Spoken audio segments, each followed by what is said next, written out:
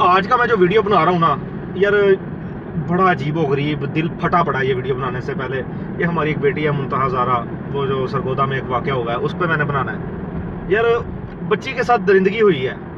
अब इसमें मैंने एक ना नसीहत करनी है। नसीहत ये करनी है घर वालों को कि यार अपने बच्चों का, स्पेशली बच्चियों का ख्याल रखें। क्यों भेजते हैं बाहर? आपको नहीं पता आपके इधर उधर कितने दरिंदे फिर रहे हैं।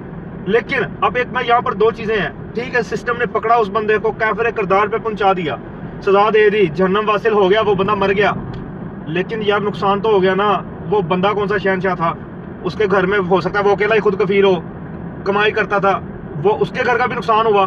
साथ में क्या, वो बच्ची तो नहीं ना वापस आई, उनके साथ जो ज्यादती हुई थी वो तो नहीं ना वापस हो सकती। तो इसीलिए यार खाली सिस्टम पे ना बैठे रहा करें। ये कानून है, सारा कुछ है, लेकिन एहतियात भी होती है। शैतान किसी भी टाइम हावी हो जाता है। अब उस बच्चे की माँ ने आज एक स्टेटमेंट जारी कर दी है कि भाई जी इस पे इन्वेस्टिगेशन करवाई जाए। मेरा बच्चा बेकसूर मारा गया है, मेरा बच्चा बेकसूर मारा गया है। असल गुनाहगार वो दुकान का मालिक था, ठीक है जी। अब उस पर इन्वेस्टिगेशन होती है। कल को फर्ज किया दुकान का मालिक निकल आता है इसमें मुलविस, दुकान का मालिक कत्ल कर दिया जाएगा फिर, ठीक है। यानी कि बंदों पे बंदे मारे जा रहे हैं। एक हम अपने आप को एहतियात नहीं हमने करनी कि यार अपने बच्चों की खुद केयर करें।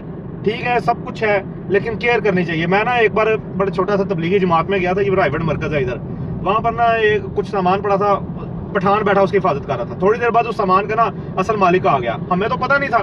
वो पठान उस मालिक से लड़ने लग गया कि तेरा सामान था? ये कहता हाँ जी मेरा था। तो कहता ऐसे ही इसको क्यों छोड़कर गया? वो कहता नहीं इधर चोरी नहीं होती। कहता चोरी नहीं भी होती तो तूने शैतान को दावत दे दी। हो सकता है यहाँ पे कोई ऐसा बंदा होता है जिसके पास पैसे नहीं और उसको ये चीज चाहिए होती, उसके जहन में ख्याल आना था, शैतान ने डालना था कि तू ले जा ये चीज।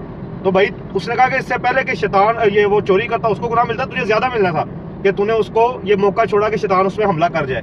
तो यार ठीक है, कानून भी होते हैं, कायदे भी होते हैं, लेकिन सबसे पहले मेरी सब घर वालों से, स्पेशली बच्चियों के मामले में माँ बाप से रिक्वेस्ट है, भाइयों से रिक्वेस्ट है अपनी बहनों का, और बच्चियों से वो माँ बाप से रिक्वेस्ट है कि बच्चियों का स्पेशली ख्याल करें। छोटी मोटी चीज़ें खुद लेने चले जाया करें, वेट कर लिया करें, घर के जब मर्द आएंगे वो ला दिया करेंगे। लेकिन यार इस तरह ना करें, बच्ची को बाहर ना भेजा करें। इस तरह का एक वाक़या हुआ है, इस तरह के पहले भी एक ज़ैनब कत्ल केस का भी आपको पता है, वो बच्ची के साथ हुआ था। दूसरा ये वाक़या हो गया।